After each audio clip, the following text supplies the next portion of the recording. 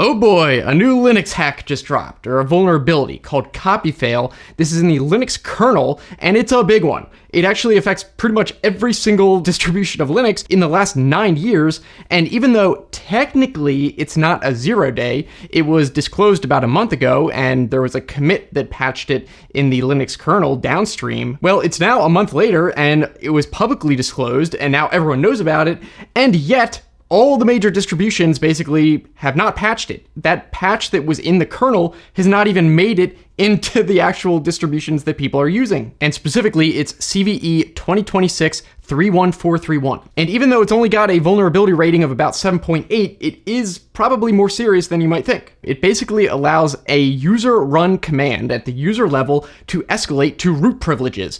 And it also allows you to escape a container because it's a kernel exploit. So if you have Docker containers and a whole bunch of them, you think that's running things isolated. Well, no, if there's any user run app that gets exploited and runs this exploit, then it'll infect every single other container, as well as the host itself, like the thing running the containers. I'll get into a little bit more how it works in a second. And if you're wondering whether or not you're affected, this is a total mess. There's like a hodgepodge of all the different distributions and whether or not their different versions of the releases are patched. For example, every distribution has like the long-term service channel, the most recent one, like there's Ubuntu 24.04, which they do releases for, people are still using. And then there's also the most latest is 26.04. And while 26.04 is patched, 24.04 isn't. And the same thing goes for every single other distribution. And for the most part, most of them are not patched. The good news is though, apparently Android is not affected by this, people are saying. Now, a way you can tell if your Linux system is affected is down to the kernel version.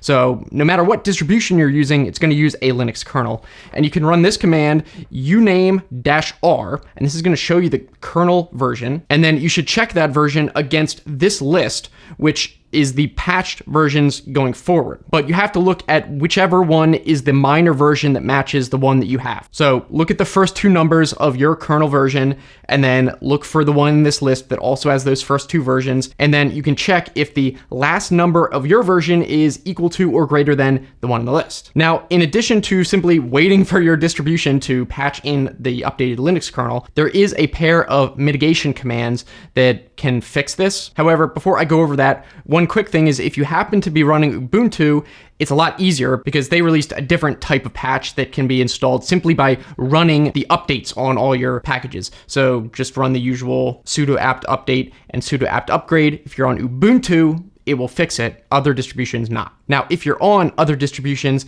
and you know that the kernel is not patched, this is the pair of commands that will effectively mitigate it. Although this is not necessarily a completely benign command. Apparently you can run these two commands and it doesn't really describe on the website what exactly you're supposed to look for in here, but I would just ask AI whether or not the output kind of suggests that this might have an effect. I think if you're just on desktop, it probably won't. If you're running it on a server or something, I mean, that might be something to be a little bit more aware of. Again, just you'll have to get AI's help for it because it's probably on a case-by-case basis. Now, in terms of waiting for your particular distribution, like Debian or Arch or whatever to patch it, all of the companies and organizations that release the distributions have their own page for tracking different vulnerabilities. So Debian's looks like this, for example. It'll show you exactly which distribution channels and stuff and which ones are patched, which ones aren't. I mean, there's a whole bunch here. So you can see how annoying and complicated this is and how much of a hodgepodge of figuring out whether or not you're even patched or not. Even looking at smart home devices you might have, like Home Assistant,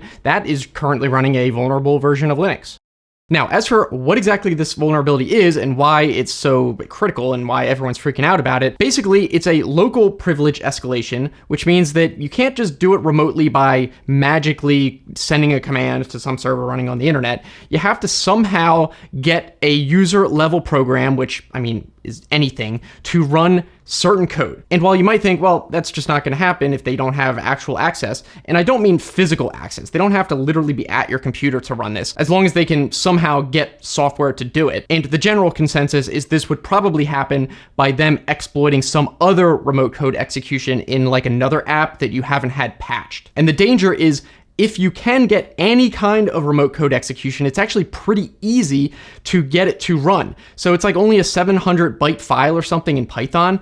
And if you can get any program to run that file, it's basically guaranteed to work. So any program that you have installed, like you're leaving anything out of date that allows remote code execution, then it's almost guaranteed that you'll get infected. So that means, of course, if you are fully up to date, you're keeping everything up to date consistently, you're probably okay. But if you do have systems that are not up to date, you better go update them. And again, this could be worsened by the fact that a lot of things that might run in containers might be running older versions because they say, well, it's going to be running a container, so it doesn't really matter if it's super insecure or whatever. Well, no, because this will allow it to elevate out of the container. And apparently the technicals of how it works, I'm not going to pretend I'm some kind of expert, but from my understanding, it basically takes the cache that Linux creates for executables. Like if you run some file, such as the sudo command, it keeps a cache of that executable in memory so that it doesn't have to keep loading it if you run it often. And the exploit uses some built-in functionality in the kernel that overwrites that part of the memory so that the next time you go to run that executable, like the sudo one that basically everyone uses all the time, it instead runs whatever executable you chose to replace it with, which is going to be one that gives you root access, and it runs that at root. Now, obviously that's an oversimplified explanation, but that's really the result of it. But one of the worst things about this exploit is because it was in the Linux kernel, and it has been since 2017, basically anything using Linux is affected by this. For example, even the standard Windows subsystem for Linux uses an affected kernel. So if you run anything using Windows subsystem for Linux, then you have to hope that Microsoft releases a patch for this pretty soon. And that includes like Docker for desktop, like I have. If I run containers, I have to be careful of what's going in there because it could run something that just escalates out. And while it wouldn't be able to get out of the virtual machine that is running Linux that has the containers, it would be able to affect all the other containers in there. And sort of similar to that, if you run a bare metal hypervisor like Proxmox, if you have virtual machines, those should be okay. Those have their own kernel, but I mean, you could still have it affected and infect the virtual machine itself. But if you are running like LXC containers that are containerized and share the kernel of the main Proxmox thing, then that would infect the top level hypervisor. If you are someone who does use Linux, I'm going to assume you're probably more technically savvy. You can read up on this and figure it out. I think I gave a pretty good explanation to at least figure out if you're vulnerable or not. And in terms of getting it fixed, you'll just have to monitor the situation, but you should be able to also run that mitigation. So I'd be curious what you guys think. We could talk about it all down in the comments. Are you affected by this? What are you going to do? Now, if you want to keep watching, a bit of good news, Google just killed a certain type of exploit with a new security feature in Google Chrome and other Chromium browsers. I'll put that link right there. And of course, if you did enjoy this video, be sure to give it a thumbs up. It really helps with the algorithm. So thanks so much for watching, and I'll see you in that next video.